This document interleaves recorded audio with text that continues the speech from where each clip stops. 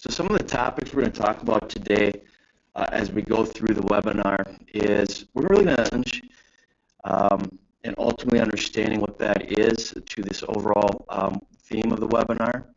We're going to actually go into the phases or even sometimes called strategy of a lead. And that really is lead management, also lead engagement. And in this particular case, when we talk about lead engagement, we're also referring to nurturing. And then ultimately the sales of a particular lead and converting them into a customer.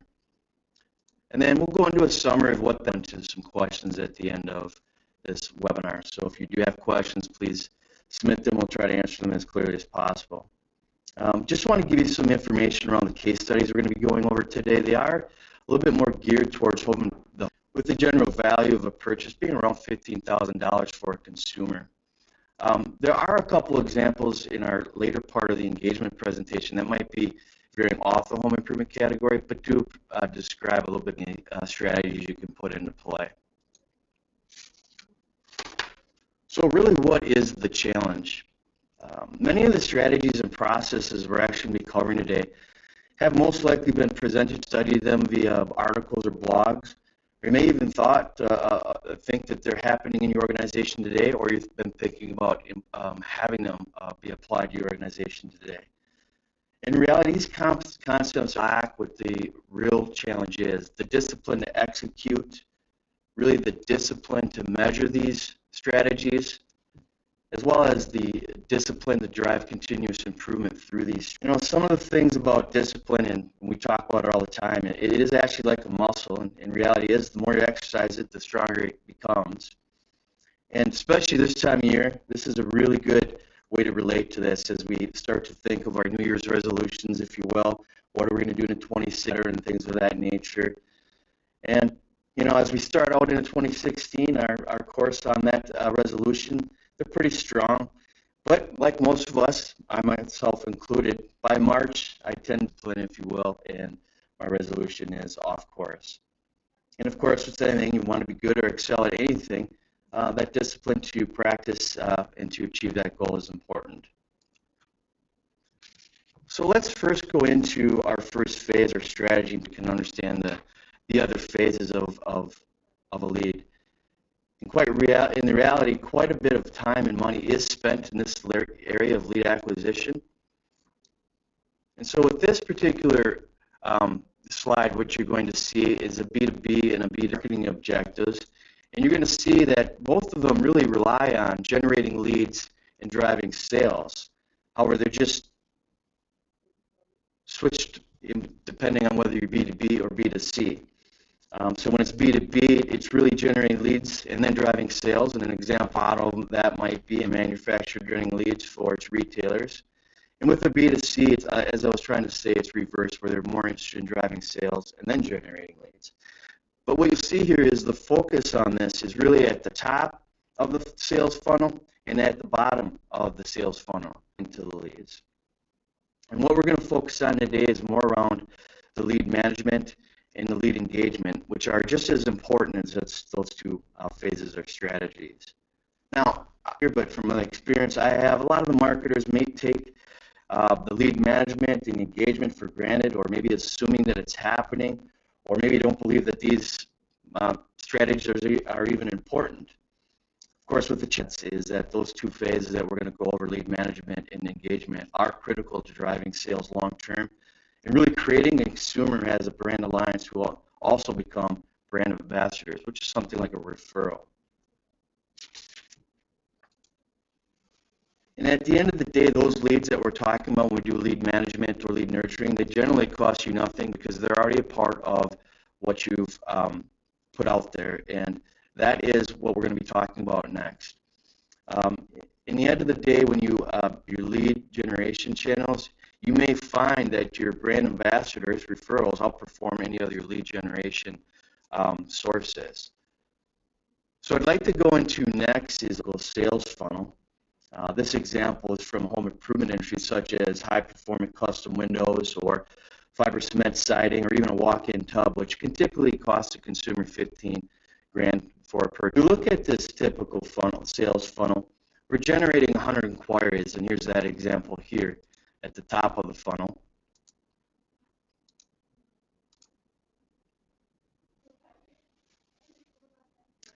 In doing so, as every phase that we go, when we're setting appointments, a certain amount of inquiries drop off. And as an example here, when we have inquiries that come in and we have a 60% set, only 60 consumers are ready to set an appointment. And as if we continue to go down on the typical sales cycle, out of those appointments set, about 75% or 40 appointments. So there's another drop off. And then as we go out and give a demonstration to that consumer, between the issued and demos, only about 34%, again, you see a drop off. And then at the end of the day, with an average sales of 35%, you'll see you have about 12 sales in this typical example of a funnel. And that's which is great. But the reality of it is we're missing out on a whole set of leads that can be managed correctly and engaged to drive to that bottom line. And so let's go through that again. So we have 40 inquiry to the appointment set. That 40 definitely need engagement because they're still interested in the product, I'm sure. Another 15 drop off when the appointments are issued with set. We definitely want to engage them. And then ultimately between the issued to demos, we have about 11 that drop off there as well that will need some type of engagement. Here we have another 22 that will need engagement. It really totals out to be about 88 leads that require engagement through various channels that you might go through, whether it be lead management or the engagement process. Now remember, it's critical to measure the ROI for these leads, but think about this. Many think these leads are now throwaways, but you have the permission to engage with them. In essence, that lead is already paid for, as I've stated before, so why not keep investing in that lead?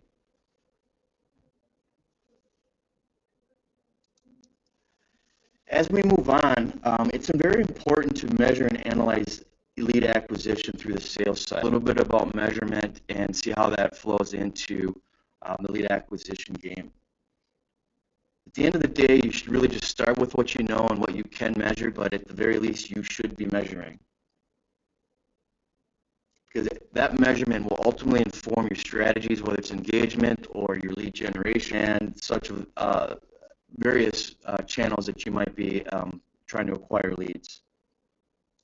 And just trying to show you an example here on the first top of the funnel. Here's where we're measuring the online funnel or the online efforts to drive our acquisition of leads. Second phase, or if you will, or second portion, these are the actual inquiries we're driving to our organization. If you roll this example up to a calendar year.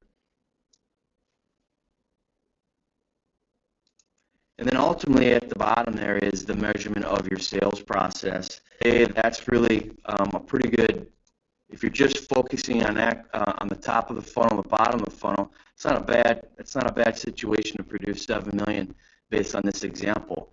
But really the question would be, if you and engagement, we should be able to enhance this bottom line. And could that be 10% or 20%? Well, based on your measurement, you'd be able to find out, and we'll have examples later down in the engagement webinar that will show you the lift and what that could really be.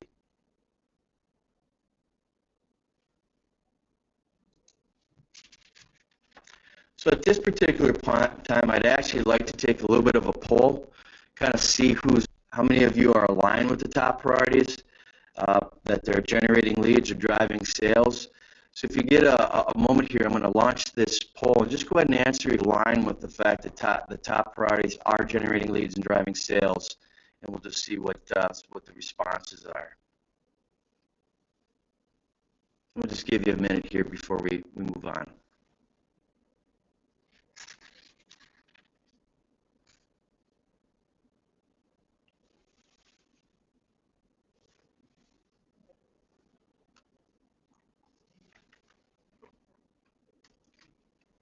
Okay, it appears we're getting, and so we'll continue to move on. And the good news here is this is going to probably go into a good part of the next part of the presentation or the webinar.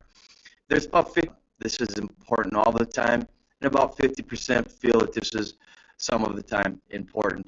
And that's really what we're going to go into next. Is we're going to talk about lead management.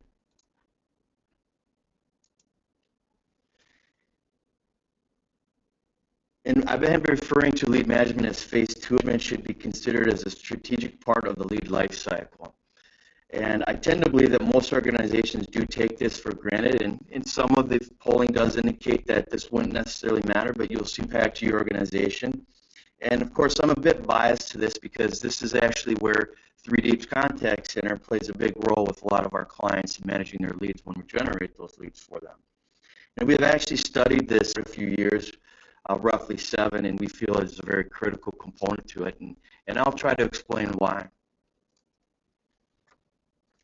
So if you kind of look at this slide, in this case, conversion from in engagement, which really illustrates the point that marketers are focusing on the top of the funnel and bottom of the funnel, as well as the bottom of the funnel, while the discipline to implement lead management engagement strategies should be critically important. Or for every $92 spent acquiring customers, there's very little spent on the actual conversion, which is, in our eyes, the lead management and the engagement. Really, once a lead is acquired, conversion should become the next priority, and the investment to drive that should take place.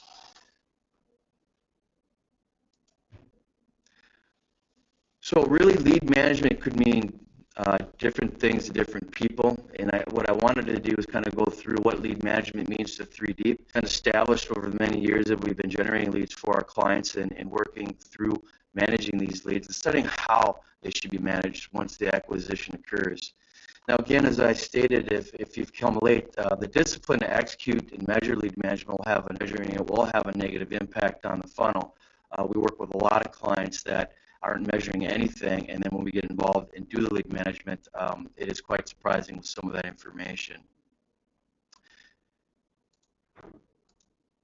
So one of the things that lead management is, as we define it, is really responding to what is acquired within 5 minutes. It's very critical that we respond to them. That's the time they're ready to buy. That's the time that they're ready to have a conversation.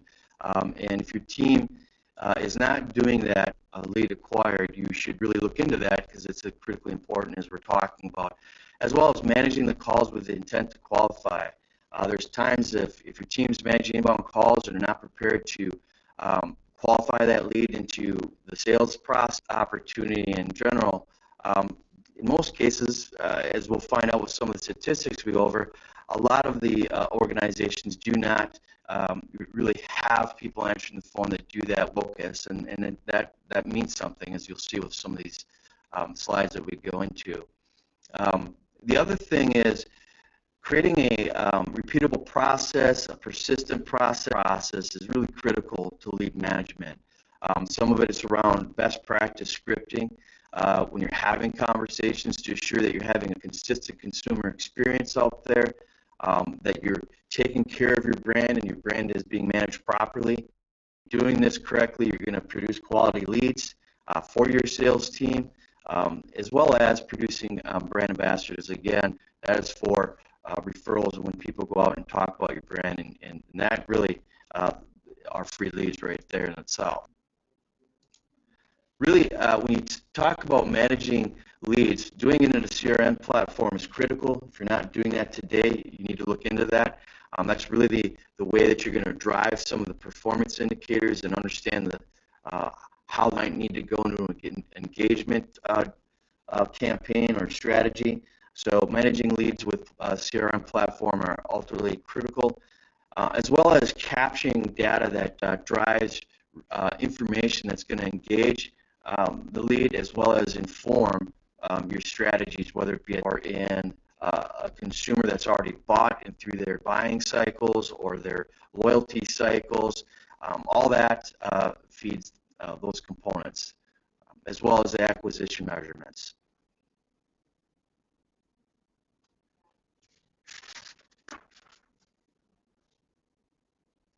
Some of the things that we talk about when we're capturing data, lead source is something that kind of context that lead might be in at that particular time. What their current situation they're in, so you can adequately understand how you're going to sell your product or services. So it's quite a bit to collect as you have a conversation with these leads. And now we're going to take some time and go into one of the more important metrics that support lead management and the importance of doing it. This slide is going to show and illustrate how big of a gap there is with organizations that are doing lead management compared to the ones that are not. In a way that if a lead is followed up within 5 minutes, the increase is over 2,100% within 5 minutes. And then what usually is, if you don't follow up with that lead within 90 minutes, it almost drops off to being null. And that's a big deal. And as you can already see, if you're not sure you're doing this already today, that is something you would want to consider right away as a low-hanging fruit. If the lead comes in, you should be responding to them rather quickly. What I find interesting is it's hard to understand that the amount of scrutiny that goes into the cost of generating lead, it's often followed up with a lack of scrutiny and move that lead into a customer by not implementing this type of process or managing the lead or responding in this type of nature. If you look over to the right on this particular slide, what we're talking about here is many organizations are very slow to respond. They either ultimately don't do it, or there's only about 26% or 30% of the companies respond in this type of format. And what really is, or in this type of speed, what's really a bottom part of the spectrum is a high majority of organizations don't do it within a 24-hour span, or frankly, they just don't reply. Alarming. And I would assume that most of you that are on your webinar do some form of this, but it is interesting to see the information and how impactful it is if you're not putting in any type of lead management. And to keep on this, but I do like to remind the challenge is the discipline, not the process. So you start to work through the process becomes pretty easy, repeatable, and making sure that there's action being taken.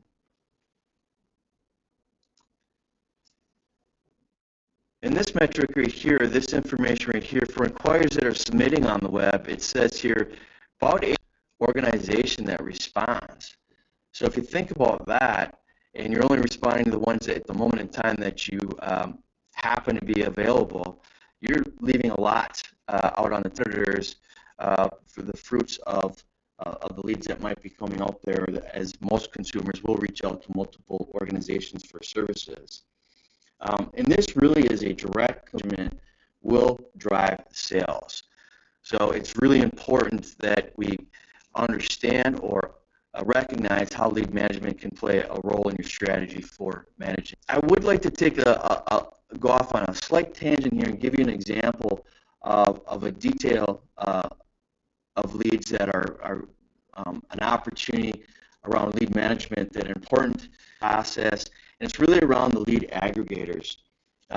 If you don't know what a lead aggregator is, their model is really to take a lead that a consumer might submit a web form, and they ultimately 5 to 7 organizations. These are essentially a Home Advisor, a Quinn Street, or Angie's, and they're ultimately competitive leads, is what they're called in the industry. Now, these leads are generally sold around $35 per lead. At the end of the day, the consumer will be followed up, if you look at this slide, about 30% of the time, which is about 2 retailers, practices, or I should say organizations, do the best practice and follow up with that consumer and try to get their business. Now, at this particular point, the aggregator is at 30% about $245. Now, the aggregator at that point recognizes this gap of the 70% that don't follow up best practices, and a couple more might follow up and say, I want a refund on this particular lead, it wasn't good enough, knowing that that organization maybe didn't do a good job of lead management and following up. But at that point for 2 leads, because the remaining won't even follow up at all, or won't even recognize that they've lost that lead because they didn't put lead management practices in place, and ultimately the aggregator and at the end of the day, if you look at it, why wouldn't they take advantage of that 70% of the market that's just really not focusing on lead management, even though they're buying leads from an aggregator? So the other component to these types of, as I'll almost move away from this tangent, is if you do buy these leads, and if you're an organization that is in that practice right now, it's a much more aggressive follow-up program. So even the metrics I'm showing here as responding in 5 minutes justice, because that consumer at that point in time is potentially going to be inundated with calls from other dealers. So there is a much more aggressive approach where you're calling the first time, and then within 10 minutes you're calling again, and then within the first hour you make. So it's a much more aggressive approach to follow up on those types of leads, specifically the competitive ones. And even in those best scenarios, you're only closing about or converting about 20% of those leads into your sales cycle.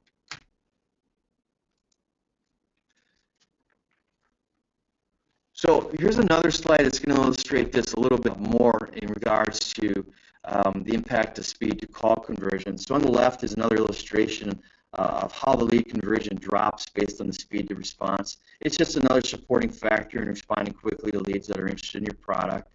The reality is when a consumer submits their information with the intent about ROI, that's when they're interested now, so why not reach out to them? And that is really the ultimate time when you're able to persuade that consumer now is the time for them to buy your product or your services. On the right-hand side here is really the illustration that it takes if you're not able to make that first call, or if you have contact and you're not able to get in contact with that consumer, or that lead, I should say. It takes you on average 6 to 7 calls before you will actually get in front of that lead and get them lead management process in place, along with the measurements to verify that you are doing the best practices, the discipline to execute that process. Then you're not really maximizing your lead acquisition opportunities, which is at the top of the funnel that everybody, or I believe, is a priority. And we'll walk away from lead management with this last slide, ultimately indicating that, again, it's about speed. You convert more if you are following up under 5 net, or 80% of the prospects or leads convert to the company, or the organization follows up with them first. You really need to have a process in place. The industry indicates a page the second time, and that really wouldn't be acceptable if you're spending time and money to get that lead and acquire it. Leads convert 50% more than that we're speaking of, and of course providing a CRM to help automate that system. And then 90% of leads out there really go inactive essence of making those calls, and continuing to do that process is really critical for the lead management process. It really needs to be repeatable and allows you to be efficient in making sure you're maximizing those leads. So let's go to another poll here and just see what everybody's feeling in regards to how many of you, or all of some of you, how many of you may have lead management in place at your organization. I'll see how many that might have that. I'll give you a moment.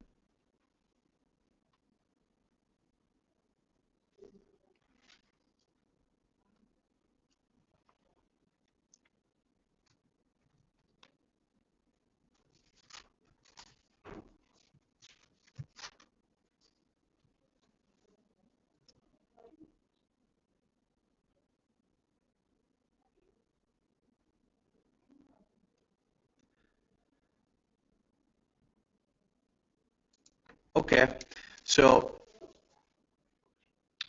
at this point, with everybody that's responded, it looks like about 33% think that that's great. You're not 100% sure, so hopefully there's some impact there with that presentation. And then about 67% say they were not there yet. And then this webinar, use it in the future, and maybe drive your organization to put some type of lead management in place, and you'll find it effective. Taylor, did you want for a question, or one moment?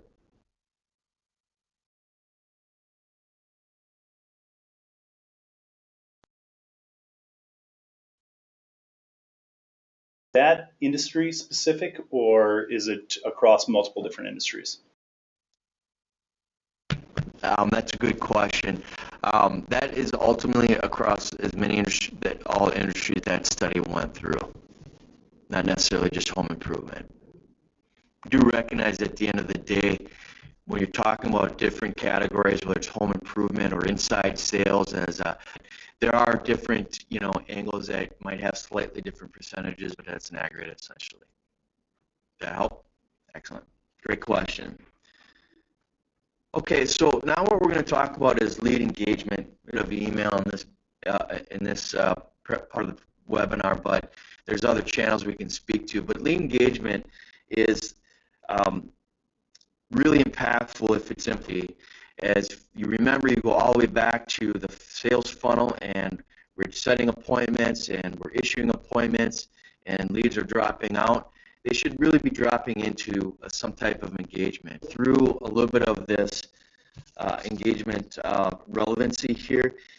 When a lead falls, as I was just saying, when a lead falls out of the sales cycle, as we discussed previously, the engagement examples here is really based on their buying journey. What type of context are they in? You'll see here, right message and offer at the right time. Some of the engagement relevancy that we're talking about, sends and trigger sends, that then can rely on a little bit of personalized data or dynamic content. So the calendar sends really allow the engagement with the consistent basis. I would say it's around more of the informational components here. You can see newsletters. Some of it can be promotions and events and things of that nature.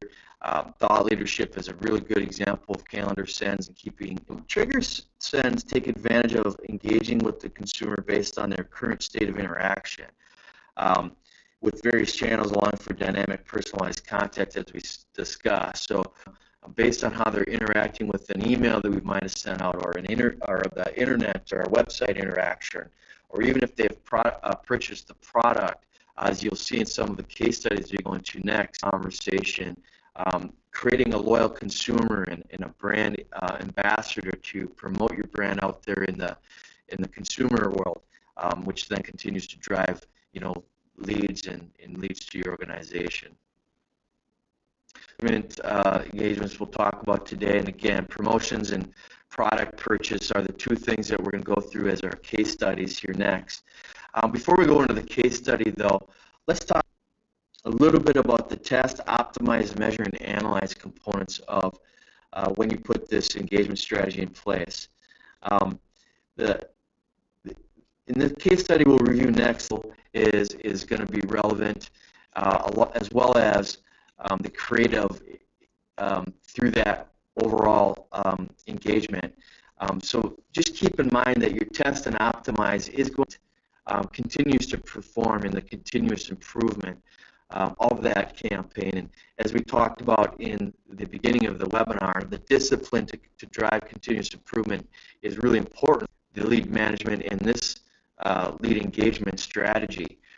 And then the next component here is, my apologies, let me take one step back. Analyze. You're going to want to understand how effective the information of the engagement is going, and this is how all these types of measurements and things that you can put into analyzing the effectiveness of your campaign, which will continue to drive. So let's go through a promotional campaign study here. This one's a little bit complex. I don't expect you to follow everything, but we're going to try to show how this works. So in this particular case, the campaign drove a lead or a contact, if you will, to a dedicated landing page. So whether it was to a local site to drive some engagement with that lead, and ultimately landed on the landing page that also had a retail store that they happened to purchase from previously. So we happen to be a lead that didn't convert into a customer, or maybe have converted a customer to some degree. And we show them some of the participating stores from that area. But really the overall campaign was for that consumer lead to share and trigger that information or this campaign through their Facebook or social sites, if you will.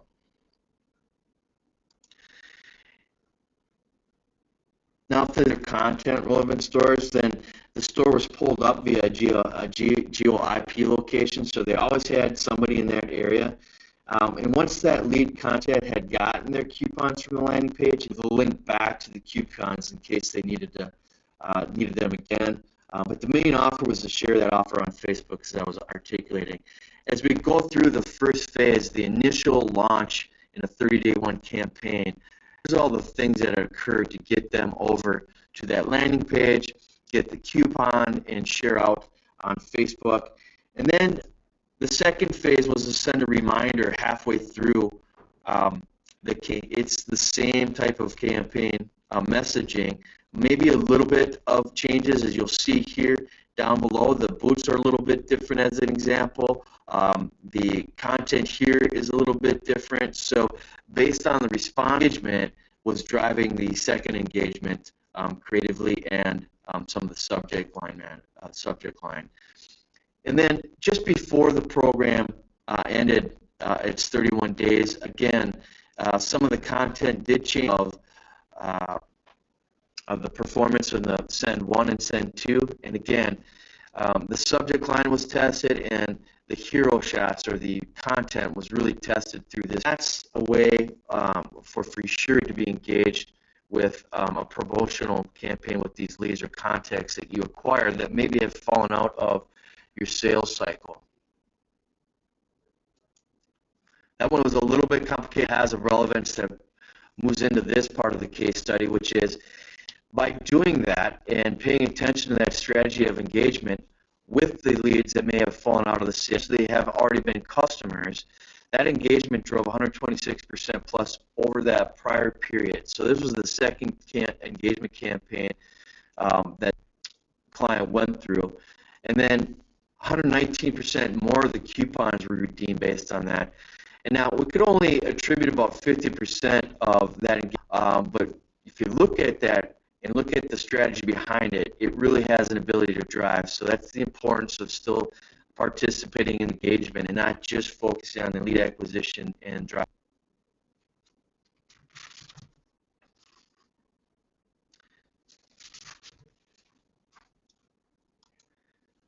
This next particular case study we're going to go into happens to be around, this one I forgot to mention, and my apologies, was more of a triggered send. This one happens to be a little bit more of a calendar send, where we're driving brand loyalty along with long-term sales, because this is a consumer that's well. And really what this is intent is to keep in touch with the consumer and then drive maybe another sale in a couple years as we'll go through, and really continue to drive to our front end of the funnel. What you're going to see here is the first engagement block is done within the first 30 days upon purchase. So for purchasing the product, 4 days later, upon purchase, 4 days later, we're going to talk a little bit about, hey, can you give us a survey reminder? 20 days out, we're going to say how the boot, give us some feedback on that. And that's how you continue to engage your consumer through the engagement. The next block of engagement really happens over the next 23 months in a two-year program where they might upgrade that product. So after 6 months, hey, let's talk about doing a tune-up on the product, and let's have you take a look at some on in, and let's see if we can help you out if there's any.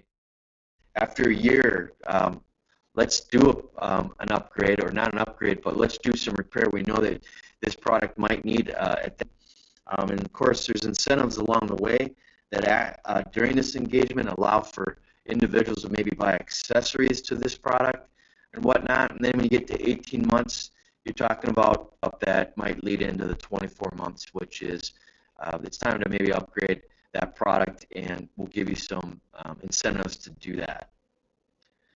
Of course, the messaging can and will change if the contact engages. The beauty of this is, even though it's a calendar send, you can still use data from the CRM or from the dynamic environment to understand where that consumer is, and have a real message to them that's personal.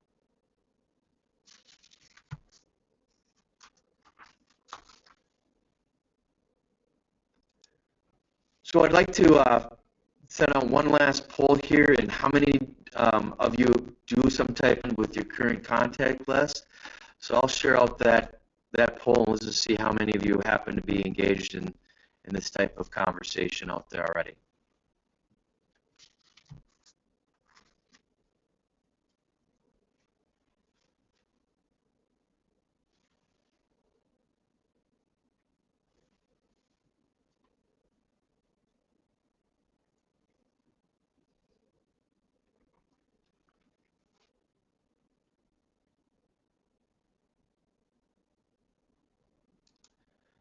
Okay, I'll close out the poll there, and it looks like there's about 20% happening.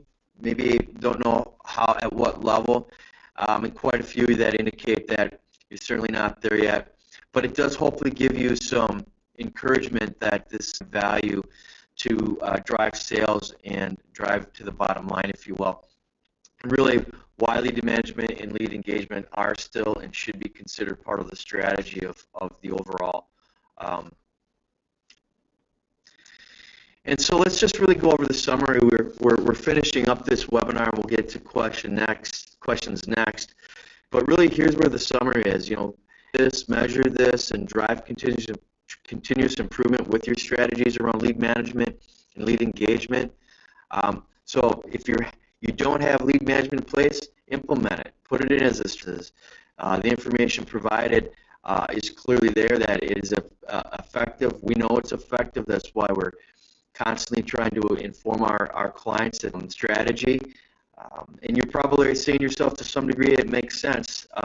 But I would encourage you to walk away, start driving towards that. Implement engagement, sending out calendar events or trigger it. You will see that those leads that fall out of the sales cycle will want to engage, and you can drive more to the bottom line. And then ultimately implement engagements for leads that have turned into customers as well. Keep in contact with them, get to know them, understand where they're going with their next cycle of a product. So at this point, I'd like to kind of hand it off to some questions, if there are any out there, and thank you for Ossie joining the webinar. And ask Taylor, is there any questions?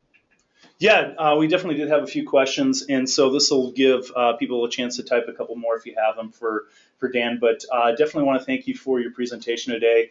Very informative, and I know that I'm walking away having learned a few new tricks about lead management here. Quick plug for our next event will be January 21st. It's all about the 30-minute SEO checkup. We'll also send details about that as well. I see a couple people typing some questions, and one question that came in a little bit earlier, and I know this might be a little bit hard to define, but how long should you nurture a lead before you give up on it? That's a great question. I don't really think you should give up on a lead, and you should continue to nurture it through its cycle. Unless they explicitly ask. There's always, if you look at your strategy, whether it be a phone call or your engagement with email or some other venues like direct mail, there is always an ability to hit that consumer or that lead at the right time. Somebody that's trying to sell me something. At the time, I'm interested. I can't go at the time. I say, can you call back in 3 months? And there's a lot of times when they call me back. To have a much more engaged customer. Really never, unless they explicitly tell you not to. Wonderful. So another question that came in is about CRMs. You talked a little bit about CRM platforms. Are there any CRM platforms that you might recommend, or any tips for somebody who might be implementing a new CRM?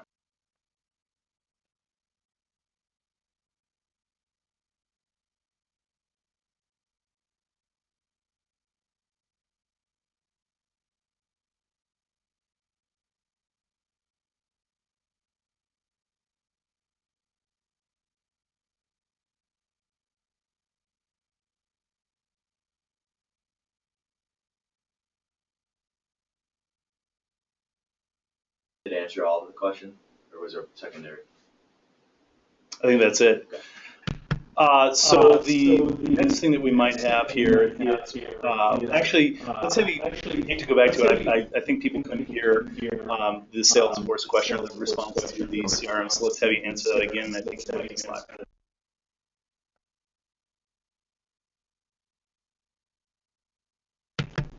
You're right. My apologies. Yeah. So my recommendation is really to start out with Salesforce. Out there, the integration with other tools like Silverpop, Aquila. I'm sorry, I'm gonna not say that word right, but other like nurturing and engagement platforms. It's and they have a great community out there that can help you out with setup and configuration, and they are changing their business model a little bit, making it much more cost effective at even small organizations. So I've always recommend Salesforce until somebody knocks them off the off, which I don't think is going to happen anytime soon. So another question that came through here is, what do you recommend for somebody who might be doing it manually? So any proven ways to use tags or segment lists?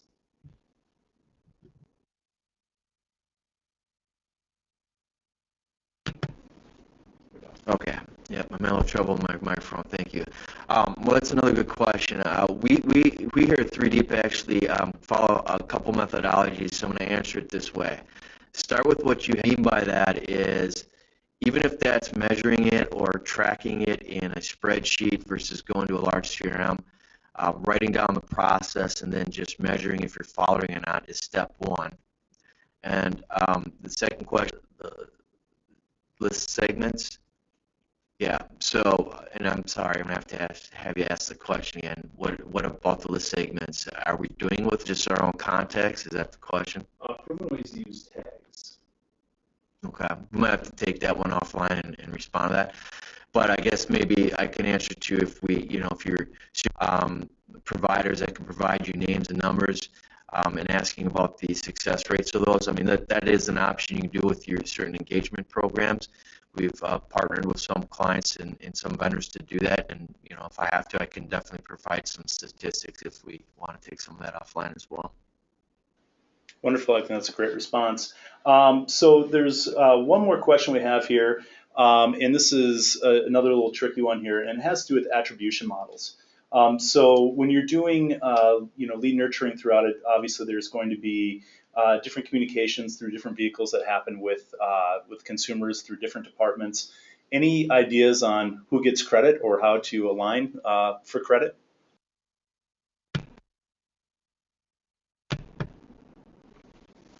And I'll be honest with you, I've struggled with this one, coming primarily from the contact center and also obviously with the engagement platform. We obviously know that sometimes even though if a lead is virtual or an organic type of source, they may have actually gotten there through some or attributed to some other thing. Ultimately an organization really all the funnels or all the channels that are out there that they're subscribing to and putting in a little bit better or trying to understand what the measurement model is going to be, and they're going to have to come to some consensus, that kind of breakout, if you will, and live with it, because unless you can get into some type of very detailed tagging, or and maybe that's what the previous question was about, or tracking at the web form level, it's not always 100% solid on where that is attributed to. But I mean, majority of it's correct. It was a good response to a tough question. And I think that puts us pretty close to time today. So I want to thank you for your time and the great presentation. I can see there's a little virtual round of applause for you that's happening right now too. So thank you everyone for attending. We'll make sure to send out a recording of this so you can share it with your contacts. And Dan, thank you again for taking the time to spend with us this morning. Thank you.